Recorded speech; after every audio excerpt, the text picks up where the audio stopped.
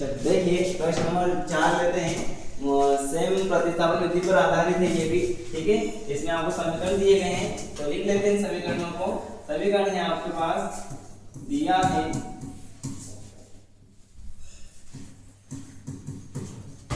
x plus Y बराबर 14। समीकरण पहला आता है, समीकरण एक नाम देंगे।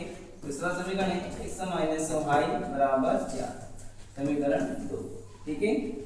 यहाँ पे हम किसी भी समीकरण को ले सकते हैं क्योंकि दोनों ही समीकरणों में चरों के जो है गुणांक नहीं है, तो हम यहाँ पे समीकरण 2 लें, उससे हमें ज्यादा आसान रहेगा।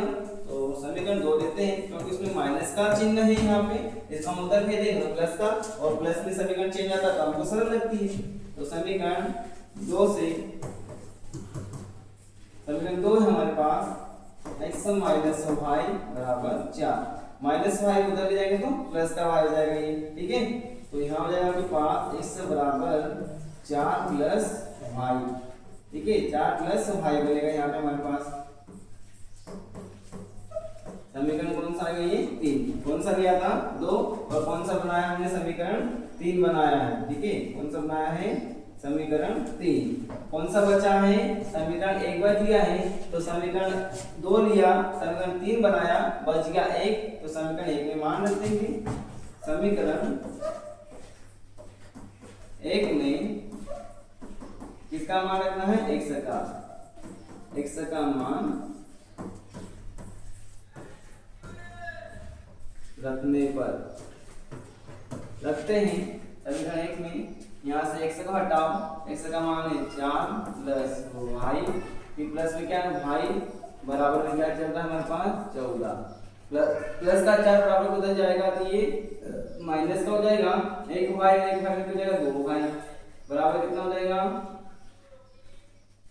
2 वाई बराबर 14 माइनस का 4, ठीक है।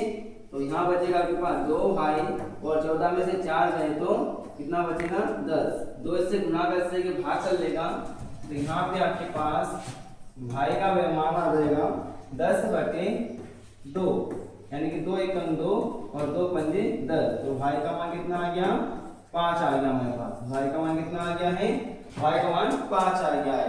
किसी भी समीकरण रख सकते हैं, समीकरण 1 में रख सकते हैं, 2 में रख सकते हैं, 3 में भी रख सकते हैं। तो 3 से हमें आसानी से आपको उत्तर मिलता है, इसलिए हम समीकरण 3 में मान रखेंगे। समीकरण 3 में भाई बराबर 5 रखने पर, ठीक है। भाई बराबर 5 रखना है, कहाँ रखना है समीकरण 3 में। समीकरण 3 ये रहा है, समीकरण 3 क्या है x बराबर 4 प्लस y को हटाएंगे यहाँ से और इसका मान रखेंगे कितना 5, दोनों जोड़ेंगे तो x का मान कितना आ गया 9, ठीक है।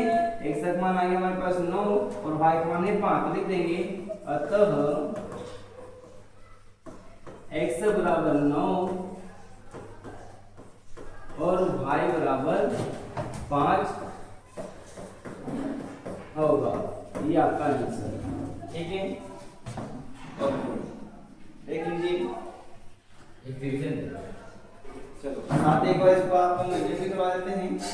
देखिएगा हमारे पास ये 2 समीकरण दिए गए थे, एक ये वाला और एक ये वाला। इन दोनों समीकरण हमने यहाँ पे लिख लिया है और इसको समीकरण 1 दे दिया और इसको समीकरण 2 नाम दे दिया है। समीकरण 1 और 2 में से किसी को भी लेकर हल कर सकते थे, हमने समीकरण 2 लिया क्योंकि हमें यहाँ पे माइनस चिन्ह दिख रहा है, तो माइनस चिन्ह वाले को प्लस में चेंज कर लेंगे, तो ये वाला बदल गया तो माइनस का प्लस हो जाएगा। x का मान कितना आ गया हमारे पास 4 प्लस वाई, ये कौन सा समीकरण बन गया है 3। कौन सा दिया था 2, बना कौन सा 3, बच कौन सा क्या है 1, तो यहाँ से उठा के मान यहाँ x के स्थान में रखेंगे, तो x को हटा देंगे, बनेगा 4 प्लस वाई, प्लस में वाई था कैसे उतार दिया बराबर में 14, ठीक है।